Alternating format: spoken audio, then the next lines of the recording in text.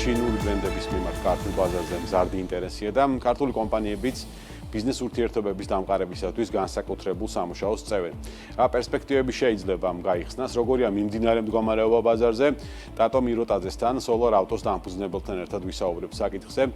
ტატო, დილომშვიდობის, მადლობა გადაცემაში მობრძანებისთვის. დასაწყისში მოდით ინტერესზე ვისაუბროთ, რომელიც ბოლო წლებში განსაკუთრებით მზარდია. 2025 როგორ დაიწყო ამ მიმართულებით, როგორი იყო მოლოდინები და გამართა თუ არა თქვენი მოლოდინები? მადლობა კიდევ ერთხელ მოწვევისთვის.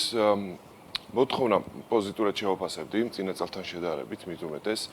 არა მარტო ჩვენს ბაზარზე, ჩვენს ქვეყანაში, ზოგადად გლობალური ბაზარი იქითკენ არის, რომ ინტერესი ძალიან დიდია ჩინური ელექტრომანქანების და ზოგადად მანქანების.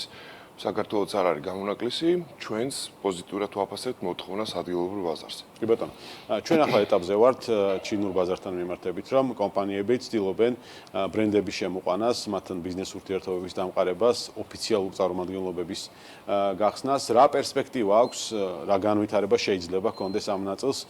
რამდენიმე წუთის წინ ალექსი ნონიაძესთან ვსაუბრობდით იმაზე, რომ შეგვიძლია თუ არა სატრანსპორტო ჰაბის ფუნქცია შევითავსოთ, რომ აქედან რეალურად მოხდეს რეექსპორტის და სხვა ქვეყნების ათვისებაც, თორემ იგივე ყაზახეთი და უზბეკეთი ამას თავისთაც კარგად ახერხებენ, ისაკმაოდ გაჯერებულია ჩინური ბრენდებით, რომ დრო არ დავკარგოთ, რომ სხვა ბაზრებთან მიმართებით ჩვენც რაღაც ჩვენი წილი, ასე ვთქვათ, მოვიპოვოთ ქართულმა ბიზნესმა.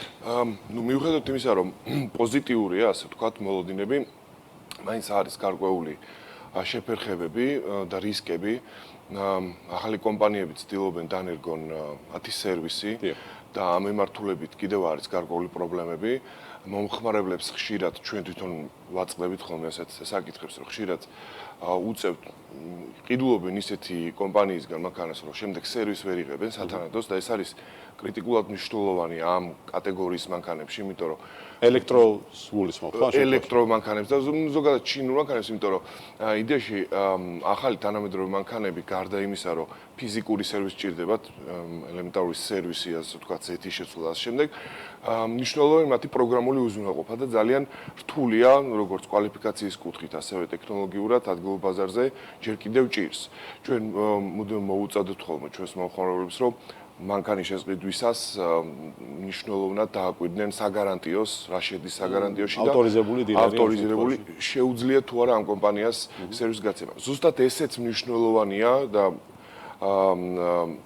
იმ კითხვასთან დაკავშირებით, რომ ჩვენთან განვითარდეს გარკვეულწილად ეს ბაზარი, ძალიან მნიშვნელოვანია ადგილობრივად ცოდნა შეიძინოს ჩვენმა როგორც მომხმარებელმა, ასევე თვითონ დილერებმა, რომ მაქსიმალურად ეფექტურად მოხდეს სამანქანების შეკეთება.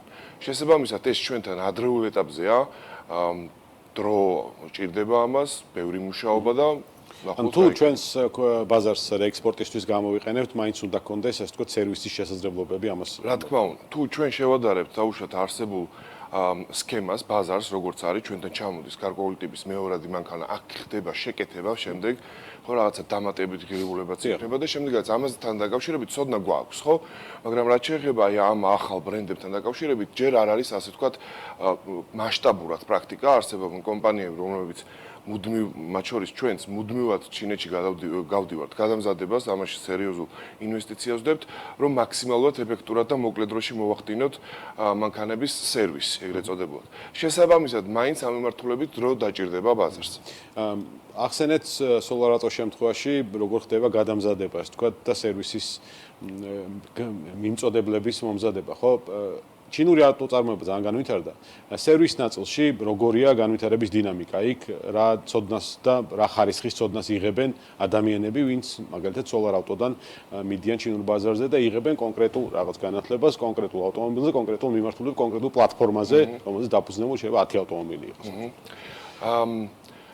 ესე იგი, ერთი მთავარი მიმართულება არის, რაც უკვე აღნიშნე, ეს არის პროგრამული უზრუნველყოფა, რადგან საერთოდ ახალი სისტემაა და არ არის ცნობილი ჩვენი გუნდის წევრებისთვის არ იყო ცნობილი, მუდმივ რეჟიმშია საჭირო ამაზე მუშაობა. მით უმეტეს იმდენად სწრაფია ტემპი, თვითონ ჩვენი მაგალითად BYD-ის მიმართულებით რომ ავიცი, ყოველ თვე ახალი მოდელი ემატება, ახალი აპდეიტი გამოდის ეგრეთ წოდებულად და მუდმივად არის საჭირო. არის ეს ერთი მნიშვნელოვანი მიმართულება და მეორე რაც შეეხება ეს არის უშუალოდ ფიზიკურად ნაწილი, ასე spare parts რასაც ეხიან მათი სერვის და ამ მიმართულებითაც, მოგეხსენებათ რომ ხშირად არის ხოლმე და მე მინდა თქვენი ერთ-ერთ ვისარგებლო რომ რაღაცა ელექტრომანქანა რახან არის, ესეთი ცოდნა არის, რომ არაფერი არ სჭირდება, ხო? გამარტივებულად არის, ხო? ზეთარი ნაწილები აქვს. ხო, თუნდაც სერვისის მიმართულებით, ხო? არ სჭირდება დაუშვათ ზეთის შეცვლა. ეს არის ხშირად, როდესაც თვითონ დილერი ვიღაცა ყიდის ამ მანქანას, ცოდნა თვითონაც არ აქვს და ვერ აწვდის მომხმარებელს. მნიშვნელოვანია ესეც, რომ განსაკუთრებით მნიშვნელოვანია ელექტრომანქანებში აი ამ სერვისის დაცვა, იმიტომ რომ მე ექსპლუატაცია სწორად მოხდეს. ხო, ასეთი ბევრი ნიუანსია, ეს ერთი შეხედვით ნიუანსი, მაგრამ ძალიან მნიშვნელოვანია და ჩვენ ვცდილობთ, რომ აი ამ მიმართულებით გვეხმარებიან ჩვენი პარტნიორები მუდმივ რეჟიმში გადამზადება მოხდეს ჩვენი გუნდის წევრების. კი ბატონო, ერთ საინტერესო ნაწილზე უნდა გადავიდეთ, რომელიც არ ამსუბუქ ავტომობილებს ეხება, მაგრამ იქამდე მინდა კითხოთ ინფრასტრუქტურის ნაწილი, რომელიც მნიშვნელოვანი გამოწვევაა და შეიძლება რომ შემაფერხებელი ერთ-ერთი მნიშვნელოვანი ელექტრომობილების განვითარებისა საქართველოში ესეც დავასახოთ, ეს არის ინფრასტრუქტურა.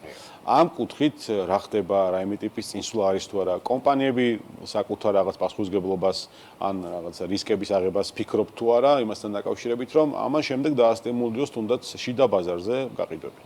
მიუხედავად იმისა, რომ თუ შევადარებთ გასულ წელს რა ხდებოდა ჩვენთან და ეხლა რა ხდება, არის ძალიან დიდი ნაბიჯები გადადგმული კომპანიების მხრიდან.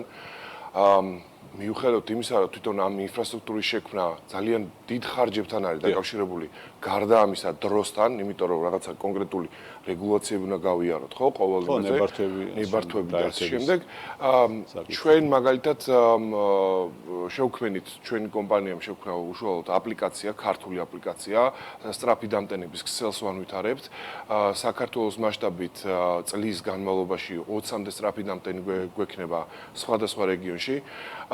თუ შევადარებთ იდეაში რეგიონსაც და შევადარებთ ჩვენ მეზობელ ქვეყანას, სომხეთს, გაცილებით წინ არიან, როგორც ელექტრომანქანების გაყიდვების მიმართულებით, ასევე ინფრასტრუქტურულად. დამტენების მეტი აქვს, ხო?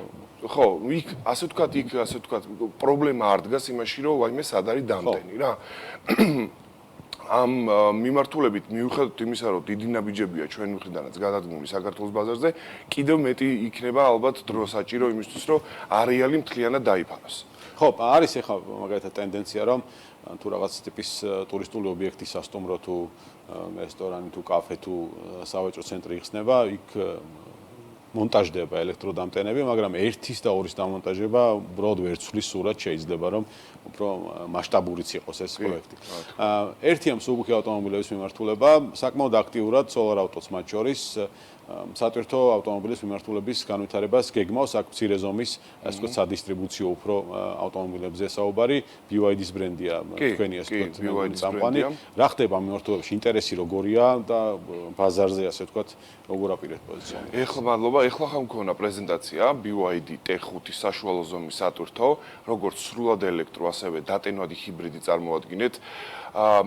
პირდაპირ მოთხოვნაც არის სხვათა შორის ბიზნესიდან და ჩვენც ზუსტად ამ მოთხოვნას უპასუხეთ, დაინტერესება დიდია, იმიტომ რომ ერთი კუთხით, ძალიან ხარჯეფექტურია სხვა ნებისმიერ შიდაწვის ძრავიან ავტომობილთან შედარებით და ამ კუთხით ბიზნესიც დაინტერესებულია, აქტიურობს, რომ უნდა ნელ-ნელა ჩაანაცვლოს ავტოპარკი. შესაბამისად ჩვენ ვაძლევთ მას საშუალებას და BYD აძლევს მისი მრავალფეროვანი მოდელების რიგით არჩევას, რომ შეიძინონ გადავიდნენ ელექტრომანქანაზე. გარდა იმისა, რომ ჩვენ ვთავაზობთ კონკრეტულად ავტომობილს, თავის საგარანტიოთი, ვანვითარებთ, ვეხმარებით ბიზნეს სწრაფი დამტენების ინფრასტრუქტურის განვითარებაში.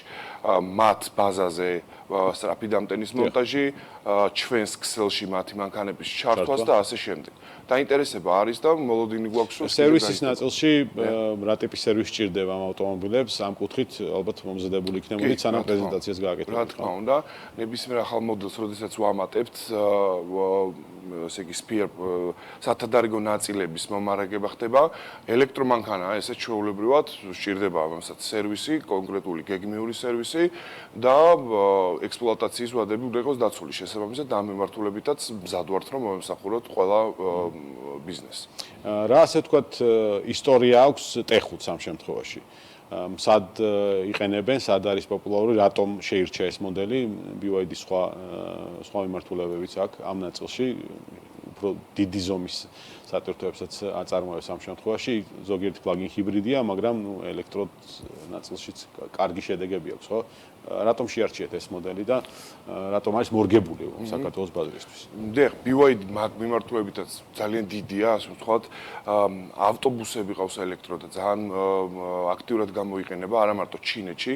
კონკრეტულად ეს მოდელი არის ერთ-ერთი ყველაზე პოპულარული ევროპაში და იგი კონკურენციას უწევს ადგილობრივ მოდელებს. გერმანიაში და ბრიტანეთში არის შესული BYD T5. იქ ესე დაწყებული აქვს. კი, დაწყებულია, მათ ჰქონდა იქ იყო პრეზენტაცია და ეხლა იგეგმება, ესე იგი, ცოტა კიდე უფრო მცირე სატვირთოს, იმიტომ რომ B კატეგორიაში გავიდეს, ეს არის C კატეგორიის მოდელი და B კატეგორიის პრეზენტაციაც იგეგმება და ჩვენ ვაპირებთ, რომ ესეც შემოვიყვანოთ ბაზარზე. არის პოპულარული, იმიტომ რომ კიდევ ერთხელ ვამბობ, მთავარი ღირებულება, ასე ვთქვათ, რაც აქვს, ეს არის ბატარეა, რომელიც წარმოუდგენლად მდგრადი არის. ჩვენ მაგალითად ტაქსი კომპანიებს, რომელსაც ვაწვდით ელექტრომანქანებს, ისინი 24 საათის განმავლობაში ტენიან მანქანას. ანუ 24 საათში ორჯერ მინიმუმ სწრაფი დამტენით. შესაბამისად, ესე იგი სიცოცხლის ხანგრძლივობა ძალიან ესე 99%-ია ახლა მანქანა, რომელიც 150-200.000 აქვს გარბენი. შესაბამისად, აი ის თავარი ღირებულება, ხო, მანქანის 40%-ის ღირებულება შეადგენს ბატარეას, არის ყველაზე გამძლე. შესაბამისად, ძალიან პოპულარულია მით უმეტეს ამ მიმართულებით. წარმატებები ამ ნაწილშიც სატვირთოების მიმართულება მართლაც აქტუალურია. შეიძლება კარგი, ასე ვთქვათ, ბიზნეს ეკონომიის გეგმის მოფიქრება ბიზნესების შეთავაზება, რომელიც გაკეთებული გექნებათ ალბათ უკვე. მადლობა ტატოს ნომრობისთვის, Solar Autos წარმატებები ქართულ კომპანიებს, რომლებიც ჩინური ავტობრენდების მიმართულებით მუშაობენ. ტატო მიროტაძე, Solar Autos დამფუძნებელი იყო საქმე ინდუსტრიის პირდაპირ ეთერში.